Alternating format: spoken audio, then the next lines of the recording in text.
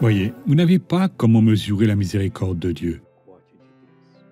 Elle est très élevée, elle est très grande. Le roi David a parlé d'elle en disant comme ceci, Psaume 103, 11.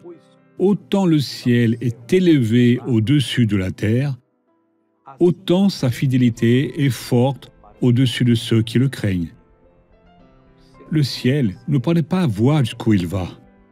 S'il y avait une fusée ici, qui sort en ligne droite, s'élevant ici, volant durant des années et des années, elle aurait un combustible qui l'emmène et qui se reproduit, et d'ici à des millions d'années, elle est encore là, le ciel est plus élevé, et ainsi est la miséricorde de Dieu.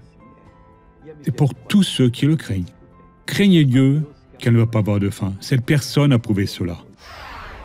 C'était mon genou, les deux. Mais il a changé après le Covid. Il est resté faible. C'était une douleur et faiblesse. Je ne pouvais pas marcher beaucoup, car je devais m'arrêter, parce que ça commençait à me donner une douleur. Vous marchiez lentement? Non. Les premiers pas bien. Après ça venait, j'étais faible.